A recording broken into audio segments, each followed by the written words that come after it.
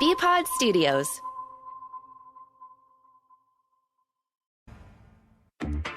Dutcher and Hardy, the reviews are in. I got to stay on and talk about you. Give me about 5 minutes of my time. Hear what he said. Now more of on the Sports Hub.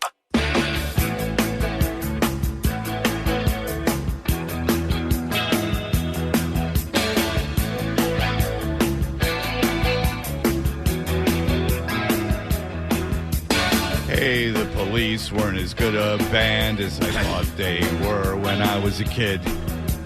Except for Synchronicity's song named Mother, which is the best song they ever did. Telephone is ringing. Let my mother on the phone. It's Andy Summers' song. They let Andy Summers do a song, and he really blew it. When the Police were first a band, who was the biggest star out of all of them? Stuart Copeland. Correct. He had a minor novelty hit with a song called Don't Care. You can watch him on Top of the Pops. He wasn't playing drums. He was playing guitar and singing. I was guessing. I mean, a 1 in 3 chance. Yeah, well, you knew it wasn't Andy Summers. I can tell you that. Bert Breer is the senior NFL reporter and lead content strategist for the MMQB. Bert is brought to you by Bentley University, a force for business, a force for good. And Bert joins us live in studio this morning. All right, Bert. Still in your Lions gear. Yeah, this was free. Hardy's got one of these too, but there's not a lot of thought that goes into things in the morning. I used to wear mine to work a lot, and it got so dirty, and then throughout, it's like it's stupid. It's like I'm not very superstitious, but honestly, I didn't wash it. I didn't wash it, toward the end of the season. So, and it still hasn't been washed. It's sitting in my clothes hamper, ready for me to wash this weekend because I wore it one final time on Sunday, but it's it's like filthy. Mm-hmm. There's I got 2 of these.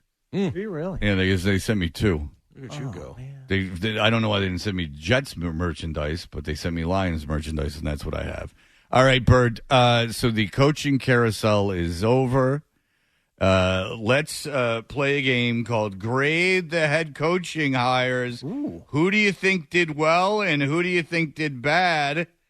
Tell me what you got. So I would say, and I'm going to pull them up so I have them in front of me. Yeah, please do. I mean, I think like the best one's the obvious one, which is Jim Harbaugh. Based on where the Chargers are from a roster standpoint, based on their quarterback, based on his results. I mean, the guy, he's weird, he's different. His teams look exactly the same no matter where he goes.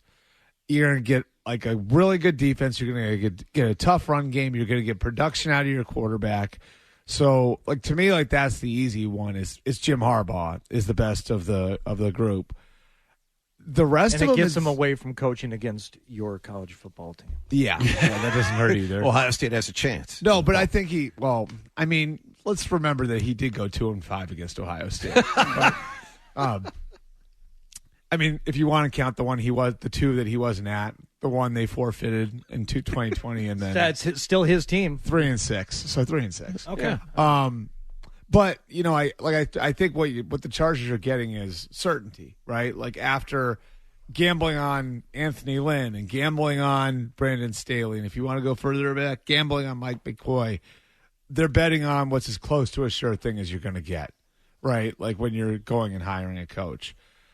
The one I like second most, and it's funny because I would be very critical over the way their process went and why they didn't wind up landing on Belichick, is the Falcons with Raheem Morris, because I think he's going to be really good the second time around. He's still young. He's got, I mean, it's so rare that a guy would become a head coach that young and then have 14 years, to kind of reset and grow. And, I just think, like, you talk to anybody around him, they're going to think that's going to work. And then after that, like, I think Dan Quinn was a sensible hire for Washington. Okay, Dan Quinn, if you don't know, Dan Quinn just got hired by the Commanders. The belief, and you can tell me if this is true, first of all, is that Ben Johnson, the offensive coordinator for the Lions, who decided Ben to stay Johnson put. didn't interview very well. Okay, he didn't he was asking too much money, or he didn't interview very well? No, he didn't interview very well. All right, explain. So, like, they went through that. Ben Johnson's a really good offensive coach. You guys know that as well as anybody. Creative, gets a lot out of the quarterback, all of that. This is a different job than that. You know what I mean? Like, being a head coach is a different job than that. And I think anybody would tell you that Sean McVay and Kyle Shanahan, which are the model for this, right? And I've known those guys since they were position coaches. Play calling is just one thing they're good at. You know what I mean? Those guys are good at a lot of things. And I think with McVay in particular, like, I think he's probably more like Mike Tomlin than he is Andy Reid. Like, just in his strengths and the way he's able to galvanize people and the way he's able to reach people that maybe have With a had step problems stool. in their past. Yeah. He's Like, why do you short. think the Rams can go and bring in whoever they want, right?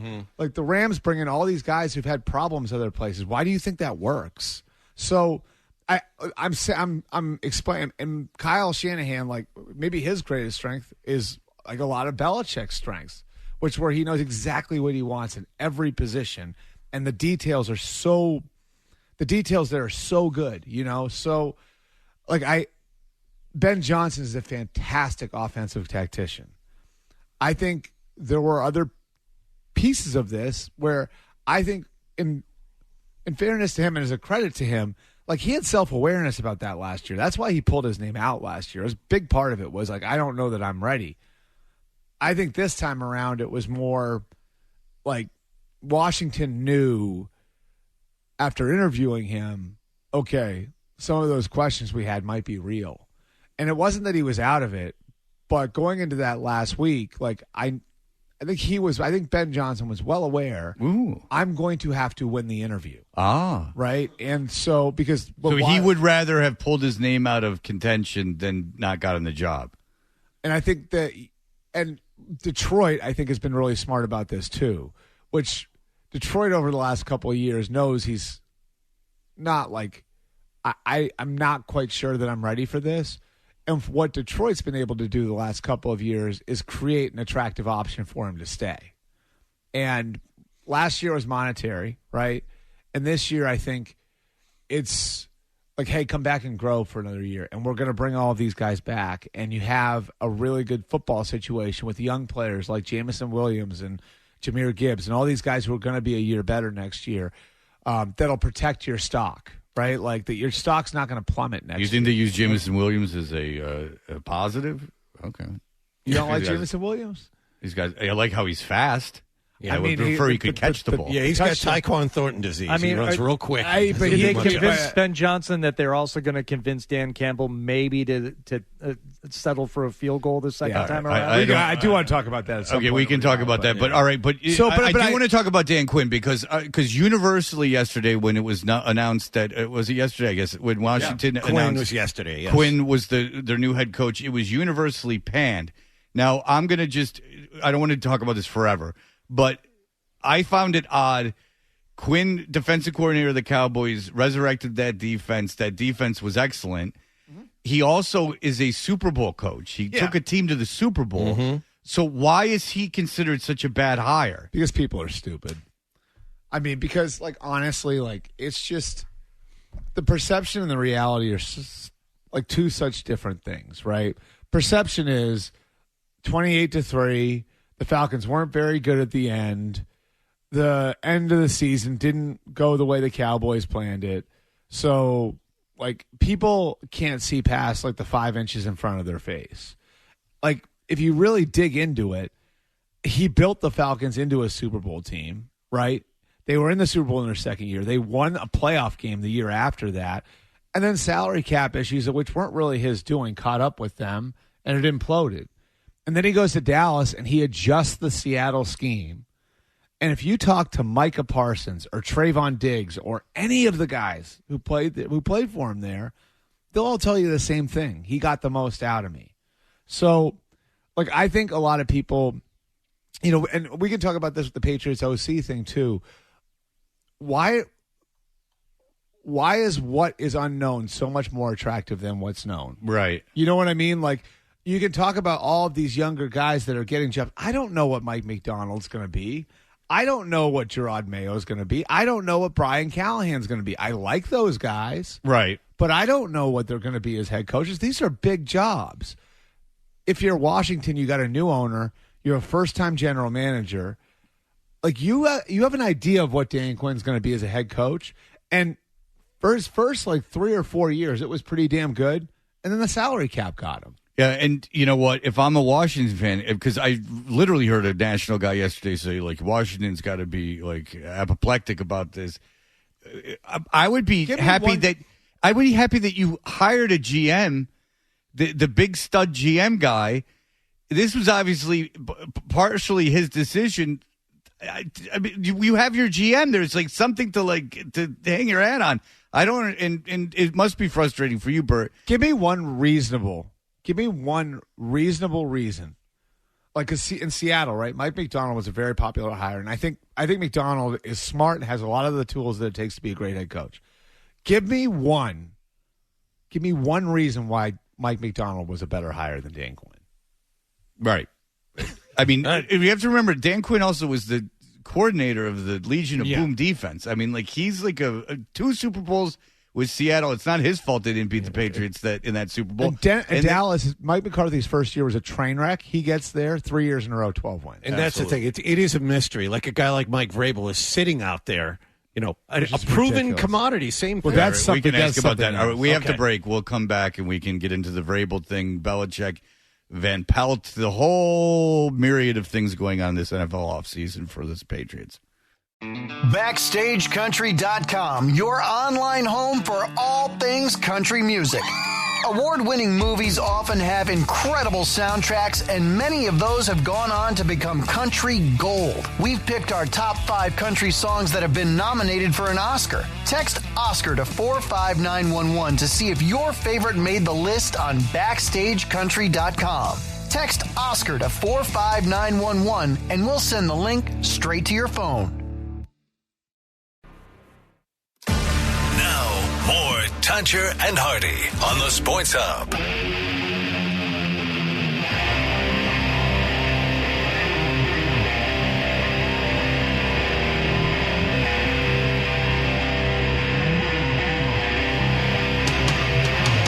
Hey, we're Tuncher and Hardy. Bert Breer is the senior NFL reporter and lead content strategist for the MMQB. He's in studio. And we were just talking about the head coaching vacancies that are now full. Yep. And, John, you had something. What did you want to get to? Yeah, we were talking about why certain teams hire unknown commodities instead of just settling on the known commodity. And the guy who jumps to your mind is Mike Vrabel, who is a proven commodity. He's still relatively young, fits in with the youth movement in this year's hiring cycle. Why does Mike Vrabel not have a job? You want to hear the dumbest thing about all of this is that I think it's that like owners are afraid that he's going to come in and walk all over everybody. And a lot of these owners, there's 2 things at work here. I think number one, a lot of these owners have become very focused, like laser focused on what's going to make this a comfortable environment for me, right? Like, what is it? They don't want to go into work and see like this hard edge, like tough environment where people are on edge. So that's part of it. Is like, I want to like going into work, right? And then the other thing is, a lot of owners have become very obsessed and looking at other sports like baseball and basketball and like European soccer with structure, right? So I'm going to choose a structure before I choose people. And what ends up happening, I think, is they look at different sports and what they see is, well, they've got this layer of management, that layer of management, and the coach is underneath there. And so then for a guy like a Vrabel or a Belichick, it's like, how is that guy going to fit into the structure that I've already selected, right? So I think that's what happened with Washington and Vrabel. It's like, well, we want to set up our structure this way, and this person reports to that person, and this person reports to that person. And then it's, well, we can't have this coach in here who's going to come in and want the hammer. So Vrabel would want personnel decisions. And I don't even think it's like he's asked for that. I think it's just the perception that he's going to come in and walk over people. Because that was a very. I don't think that's reality either. Like if you talk to the players that played for Mike, they freaking love him. Yeah, you know, John. Where did Mike go to college? Vrabel went to Ohio State. Yeah, I'm not biased. I mean, I'm just telling you. You're like, not biased. You're not even a little. All right. He's a legend. Are there 8 head coaches in the NFL right now that you would rather have than Mike Vrabel? No. So it's I'm on your side here, but your it's bias patently against Ohio State is well it's earned. not. No, but I covered Mike as a player. Like I've known him for a long time. I think it's patently insane that he didn't get one of these. But you understand why Belichick didn't, because Belichick. I think with Belichick. So I still think with Belichick, I like where Atlanta landed with Raheem Morris. Mm-hmm. I also think the way that Atlanta got there is so broken and messed up, right? And so indicative of everything that's wrong with the NFL, in that the owner wanted to hire a coach, and then other people in his building knew what that would mean for them, and then they go in and they talk the owner out of it. And so that's how you wind up walking away from an opportunity to land the greatest coach of all time. I'm not saying that, like, it was the absolute right thing to do to hire Bill, but the process that they went through to not hire Bill is like everything that's wrong with the league. Look, Rich McKay's last year, and I like Rich. Rich McKay's last year in Atlanta as GM, as general manager, was the Bobby Petrino, Michael Vick goes to jail year, right? That's 2007. 17 years later, he's still with the organization. All right? And everyone who's been there would flat out tell you, infinite job security, no accountability. He survives and survives and survives. And this is the guy who's telling you not to hire the greatest coach of all time. But if there was one guy who could come in and threaten that job security, is it Bill Belichick? Yes. Okay. But would you allow Belichick to have personnel, make personnel decisions for your team? I'm not sure at the end he was demanding that. Like, I've heard some different things about, like, him trying to get back in, and, like, I don't know that it's necessary. I think it's the same thing as Vrabel. It's like people are afraid of the environment he'll create, and people are afraid that he'll come in and eventually walk all over everybody. And the part of it that I understand, right? So the part of it that I think makes sense is, okay, if this is going to blow up our organization, right? Why would we do that for 24 months of the guy or 36 months of the guy? That part of it I get. With Vrabel, that's not a factor, you know? So I think that the age thing with Bill, I do understand that part of it. Okay, were the Commanders ever seriously in play for Belichick? Because there was an interesting report. Diana Rossini. Yeah, there was tire kicking. The Diana Rossini report says so, and then Florio wrote about it and said it would be awkward for Belichick to be there because Adam Peters is the GM, right? Like, was a low-level grunt just for brought Belichick, in, yeah. And right. how and again more of this, like, how could he, ever think that he would be in a position to somehow supervise or be in charge of Bill Belichick? I'm like, I don't know, because he's not the reincarnation. He's a head coach that's being hired to be a head coach. It doesn't mean you have to walk around and scold him for being late or not having his shirt tucked in. Yeah, people work together. Right. This is something that bothered Fred early on in this process. It's something that bothers me. Like this whole notion, like, how does anyone dare think that they could somehow oversee and somehow supervise Bill Belichick? Where do you get off? Like, I don't know, because the guy's looking for a job and maybe wants a job, and someone is going to be above him unless he owns the team. It's got to happen. Yeah, and I think, but there is that, like, human element of it too, where it's like, if Adam Peters worked for Bill in 2005 and Bill couldn't pick him out of the lineup at that point, and now that's his boss. I mean, like, that's that's the part of it that I think is probably a little bit hard to reckon with, and I get that part of it. AP was there from 03 to 08, and then Josh took him to Denver. So would it not be awkward if, like, for Bill to be working for Adam Peters? And again, I think this comes back to the structure thing. It was, to some degree, Josh Harris and his group selecting, like, picking their structure. Like, this is what we want to do from a structure standpoint. This is how we're going to set it up. And then if you hire Bill Belichick as a head coach, does that blow that plan up? And, like, if you want to hire Bill, is it worth blowing it up? Like, is it worth, okay, we're going to reset a little bit here. I think maybe it is, I think that's that part of it's like so much of why these things go the way they go. And look, like I think we talked about this last week, right? Where, you know, when I did the research back in November and December, and again, you know, credit to Cap over at NBC Sports Boston for pushing me to do it. But when I like looked into Bill's market, it was a lot of, well, yeah, like you'd hire the guys like kind of the over the top guy, like the Parcells in Miami, the Coughlin the second time around in Jacksonville. You'd hire him as a coach, but are you going to like throw him the keys the way that Robert Kraft has thrown him the keys for the last 24 years? Probably not. Right. And what do you think about the guys holding the water for him? Like, why is Adam Schefter like banging the drum for him? Like Lombardi Michael Lombardi has no shame. Shame is the word. I mean, he's no shame. Yeah. So if we hear like an Adam Schefter whose job is not even to ever opine, it's just to report. If you hear him like openly campaigning for Belichick, what does that tell you as a reporter? Was he openly campaigning? Yes. Just he was. I mean, I think Hardy could find clips of it. I do think Bill's trying to get back in. Was trying at the end to. So would Bill approach like an Adam Schefter? But I also think Bill's armed. You know what? It's funny. You know, I was talking to a coach a week or two ago, who gets advice from Bill and everything else, and he said to me, he goes, "It's amazing how much Bill knows about how every organization works and where teams are on certain things."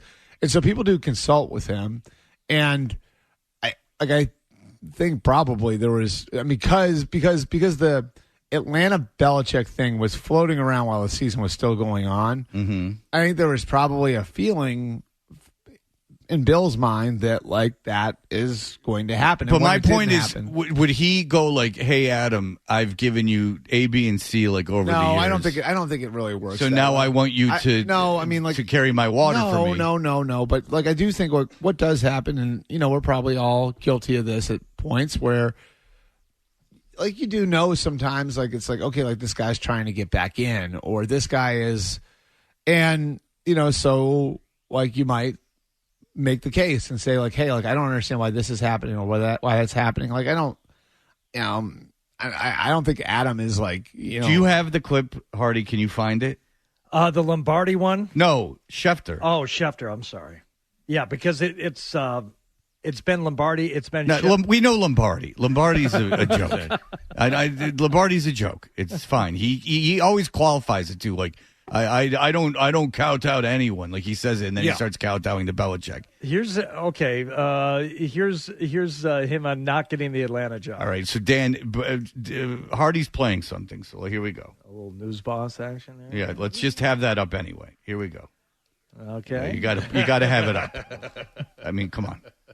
Let's go. All right, let's try that one. Adam, I want to go back to you because you alluded to this a little bit. There's some big names still out there that don't have a position yet, as we know. What do you expect the Commanders and Seahawks to do? Well, let me start here for a moment, Laura, if you don't mind. Bill Belichick, who's the biggest name out there, the greatest coach of all time, interviewed twice for the Atlanta Falcons job that now is going to Raheem Morris. Bill Belichick did not get called to Seattle. He did not, as of date, get called to Washington. Could he still enter into those conversations? Conceivably, yes. We're well on into these coaching searches, and to my knowledge, neither team has called so far. So that seemingly would indicate that this coaching cycle, as it currently is constituted, will fill up without Bill Belichick getting a head coach. Okay, that's not a good one at all. All right, very good. You know the one you want. I know that's just a statement of fact. That's just a statement of fact. It's not anything to what I was talking about. I know the one you want. Now, the one thing to watch, I think, again, people just floated it out there. We'll see if the Chiefs were able to win the Super Bowl. Could Andy Reid walk away? Like, that's always possible. And I think there are people who believe that Clark Hunt, the Chiefs owner, would want a veteran, experienced coach who's more experienced and successful than Bill Belichick. And you say you take care of the defense, Pat Mahomes, you take care of the offense. Pretty good combination there. But obviously, Andy's entrenched there. He gets the coach as long as he wants, and he's not thinking about walking away with the AFC Championship game today. Adam, would it hurt Coach Belichick to take a year away from football? Would it hurt? So Schefter is one of the first guys out there saying, like, How about Kansas City Chiefs? Those were not good clips to play for you, but suffice it to say, Schefter was campaigning for him. I don't want to climb in. That's all right. Instantly. I don't want to climb in Adam's head. You might want to use this. That's the thing to use. I'm telling you. Okay, explain to me technically how it works. I don't know. It seemed to work. It seems to work better. They're all buttons. Go ahead. I don't want to climb in Adam's head on this, but like you do know.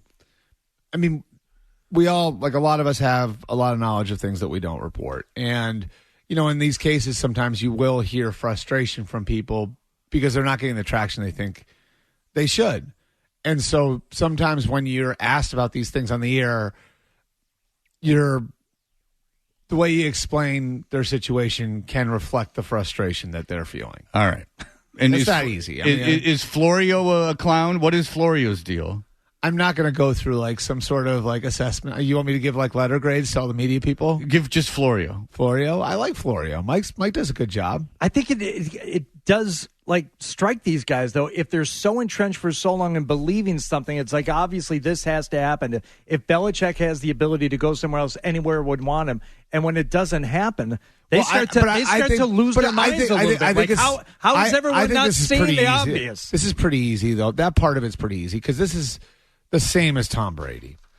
Like the fact that the market is short on Belichick is the same as that being short on Tom Brady in 2020, which is it's because you got to check so many boxes to even want him, right? Like you have to have a roster this close. You have to have a quarterback. Yeah, but Atlanta wasn't close.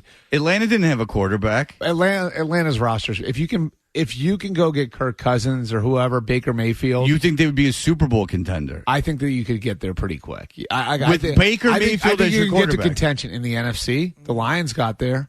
But the Lions are better than the Falcons. Right, but how much better were the Lions a year ago today than the Falcons are right now if you plug a quarterback into the Falcons? The Falcons almost won their division with a scarecrow quarterback. It's a terrible division, though. I mean, an awful division. Right. I mean, I don't doubt that Belichick could win the division and make the playoffs. I'm just saying, are you contending for a Super Bowl? And then you got to blow the whole thing up 2 years later. So I don't know if Atlanta felt. I understand what you're saying, but right. But if you're going to blow up the whole thing 2 years later, he's gone anyway. No, but that's what I'm saying. You have to blow it up 2 years later because he's old, right? Like, so he's not going to be around. So if you don't win a Super Bowl in those 2 years, you ultimately failed. Right. I think with Bill, it's like more. You know, I think what Bill's going to have, especially like if I'm assuming he's not going to get one this year.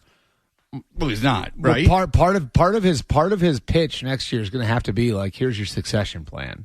Like, I'm going to come in for 2 years, and here is the next guy is already on the staff, and we're going to build it, so you're going to have something sustainable. Here's the general manager. This guy is going to come in and help set my vision, and then that guy's going to be in charge after I'm gone. Like, I think there's a way to do it if you're Bill. It's going to, I think, for a lot of these guys, especially the really accomplished ones, they don't think they're ever going to have to sell themselves. Right.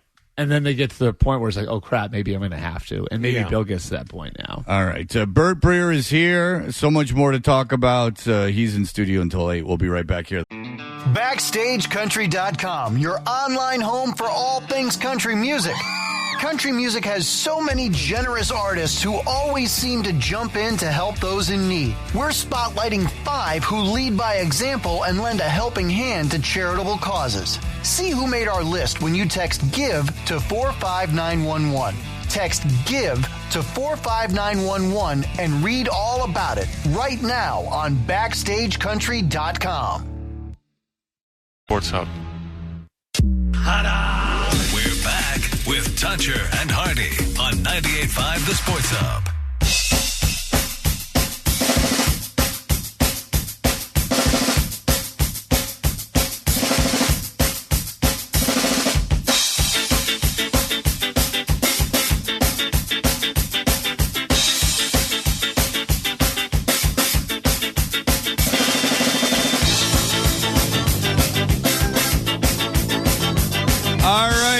This hour of Toucher and Hardy is brought to you by FanDuel Sportsbook. Make every moment more with FanDuel. All right, Bert Breer, Alex Van Pelt has been hired as the offensive coordinator of your New England Patriots. He's coming from a Cleveland organization that had great success with Joe Flacco. Yep. So, yeah, what do you make of the Van Pelt signing? I actually really like it. I think, they're going to have a first-time, me and Wallach were actually just talking about this, first-time special teams coordinator, first-time defensive coordinator, first-time head coach. Right now, a front office with nobody in it that's had the trigger before on final to call. And you have a guy that you're bringing in now who is a quarterback in the league, who's been an offensive coordinator for 2 different teams, who's been coaching forever. And, one of the things about AVP that I think is really worth paying attention to is why everything happened in Cleveland the way it happened and why he wound up out in Cleveland. And I don't think it was because Kevin Stefanski wanted to get rid of him. I think it was above that. I think it was Jimmy Haslam, Paul DePodesta, the guys at the top of the organization making the decision that they weren't getting enough out of their investment in Deshaun Watson. People on that staff were floored when AVP got fired. Like, what the hell is going on here type of stuff, right? And there are 2 reasons for that. Number one, how could you fire the offensive coordinator after you played the way that you did with 4 different quarterbacks, without Nick Chubb, your best offensive player, with your 4th and 5th tackles? I mean, you guys know what it was like here. Most teams can't get to their 3rd tackle without turning into a total train wreck. Jets are another example. There's just not depth at that position across the league. They were doing it with their 4th and 5th tackles at the end of the year. So that's number one. Like, how could you fire him after the offense had that year? And then number 2, he was the glue of that staff. And Kevin Stefanski's a great dude, like very smart, solid, all the rest of it. He's not the most outgoing guy. So Van Pelt was critical as like the guy who kind of was the glue of that staff and who brought everybody together and who was a unifier. And I almost like that as much as the offensive part of that, because after the year that staff just had, the Patriots just had, after the year the Patriots staff just had, you need people like that. Because there was a lot of infighting. There was a lot of infighting. There was a lot of bleep throwing. There was a lot of... For people who don't know, just can you kind of just give a quick synopsis of what was going on? There was a divide in the coaching staff, 100%. Like, there were the Bill guys, and there were guys that, the younger guys that, I think figured they'd still be here if Gerard wound up getting the job, which is what happened. I think that there was a level of paranoia between Bill and Gerard. I just think it was sideways. It was like the Kraft's best laid intentions in giving Gerard that assurance in his contract that he'd be the next guy got really weird when the team got bad. But it does. It creates that weird dynamic when things go that far south that early on in the season. And if he's already been anointed, it forces people to like, I better choose a side here. Yeah. I better be on the right side of this thing if I want to have a job next. So I think the point is that like having a guy like Alex Van Pelt is huge in that way, right? Because you want guys who've been around different coaching staffs, who've been around different systems, who've seen it done different ways. And, like the other part of it is like, this is a guy who worked under Kevin Stefanski, worked under Mike McCarthy, played in the league. Like, he's got an idea of like the way it should look and the way it shouldn't look. And so I think from that perspective, like, this isn't going to look the same as like if you hired Zach Robinson or Clint Kubiak or whoever else, like Tanner Engstrand from Detroit. Like, this isn't going to look that way because it's like, it's not going to look like you brought in the young hot shot from the system that everybody wants. Right. But just from a common sense perspective, it makes sense. And look, like, if you want to talk about the Shanahan thing, that's the offense they ran in Cleveland the last 4 years. So he has had his he's from that tree. Yeah, like he's not from that tree. Well, it's sort of Kubiak, Shanahan. No. He didn't grow up in it, but he did. But he has obviously experience in it. And right. So I don't know. I just see it like the way I look at that is like this is like a guy who like is not going to excite you the same way Zach Robinson, who I think will do a really good job in Atlanta, is going to excite you. But when you really dig into it, you can see why it made sense for Gerard. What's going to happen to the Belichick boys? Am I the only one fascinated what's going to happen to the Belichick boys? How weird is it your dad gets fired and you stay with the same company? And also that he's hired a defensive coordinator, Yes. and so that's not Steve Belichick. Right, What's going to right. happen to those two BBs? What's going to happen to Triple Bs? Well, I do think like the hire. So if you wanted like a guy like in an assistant head coach type role, right? The guy who can kind of be, like a lead, like we've talked about that role, potentially like if Josh had gone with Bill to Atlanta. I think it's sort of the role that Matt Patricia was in for a time here, like the assistant head coach role / like liaison between personnel and coaching. Like I could see Steve Belichick in a role like that, especially now because you've sort of filled part of the experience void by bringing in Van Pelt, right? So could he be in that sort of role? I could see that. What are you hearing? Do you think that he could stay? I think both of them are they still employees as far as I know, and okay. for a variety of different reasons. I think they both could stay. Yes, for reasons that you can't say. I mean, like there's the non-football reasons too, which sure, so there's a lot of non-football. But the Patriots want them to stay here. I think, yeah. I mean, like look, Gerard is very close with Steve. Like that, as awkward as things were between Gerard and Bill at points last year. Yeah. Gerard and Steve are very close. So Steve is a Benedict Arnold to his father.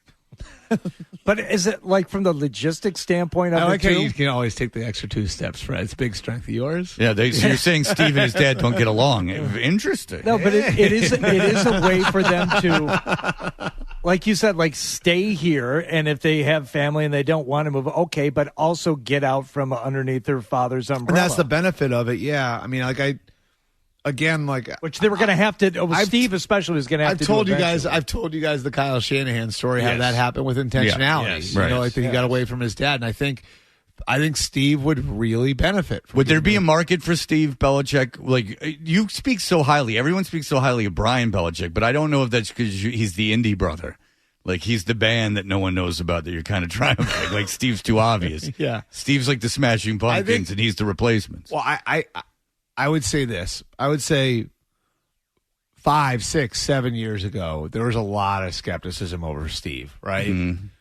I think over the last few years, Steve's answered a lot of questions. Like as he's gained more responsibility within the organization and becoming the play caller on defense and all of that, I think he's also gained a lot of respect. But I think people who have talked to him both, what I've heard from a couple of people, Brian's really sharp. Brian is just a guy you can talk to. Steve is not necessarily a guy which that was you can why, talk to. Oh yeah, which Steve, is why I've heard that too. But that's part of why the defense was set up the way it was. The defensive coaching, where Gerard would run all the meetings and Steve would call it on game day.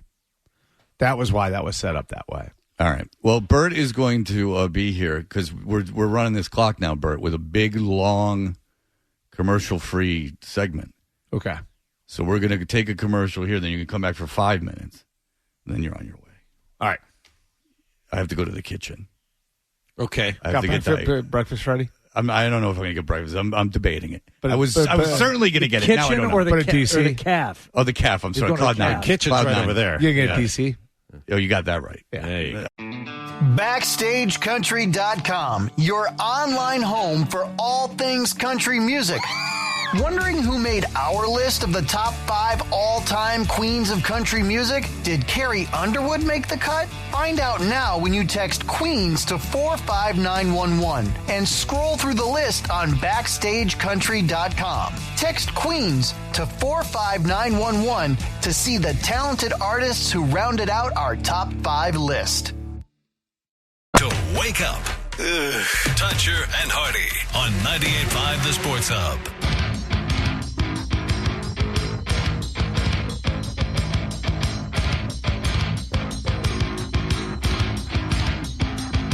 All right, Bert Breer is here. He is not staying at the Media Hotel for the Super Bowl, which is supposed to be a real dump. Not staying at the Big Dorito? Yeah, somebody explained it to me as it's like sleeping inside a cigarette. So it's awesome. Yeah. Did Hardy get excited? Smooth enjoyment.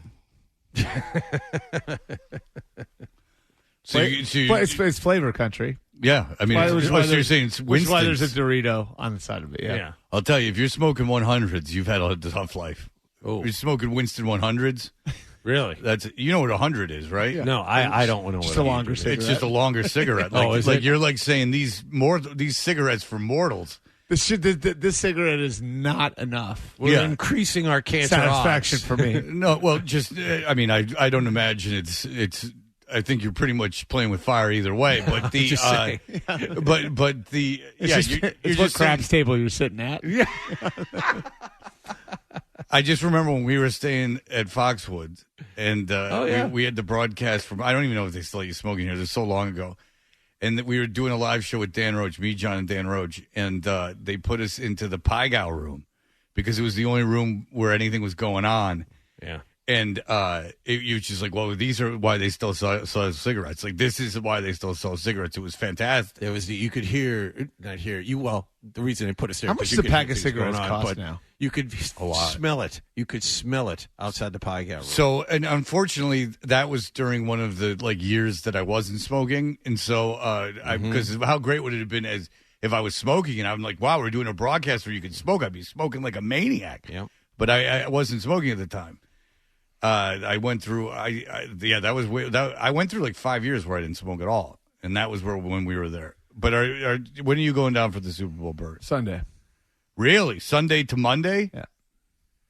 It's a lot. That's a long time. That's a lot. But he's doing it lot. right. He's staying in the hotel first, and then he's moving out of the hotel. Or an because Airbnb, yeah. If you were to be in an Airbnb, it's like, oh, Michael, and then you go into a hotel, that would be... Yeah, so An I'm at the Airbnb by Cosmo. yourself? I'm at the Cosmo. No, we got a couple people. It's a nice house. We got a pool, all of that. It was actually Really? it worked out okay. Is yeah. it people from SI? From work, yeah, from Oh, work. it is from Few your of work. us, yeah, yeah. I didn't know if it was like Jersey Shore for football writers. If it was like you and Peter King, and like, That'd be great. and maybe that's why you didn't want to badmouth Florio. Is that all He's you in the matched house him up? next week. I would have killed him on here, but I got to spend the next 8 days with him. So Does Florio lifts his shirt and it's a situation because you don't know it, but he's like he's Bayless in a way because he's oh yeah, he's a little more ripped than you would think. Yeah. So you guys got so that's fun. Yeah, it'll be fine.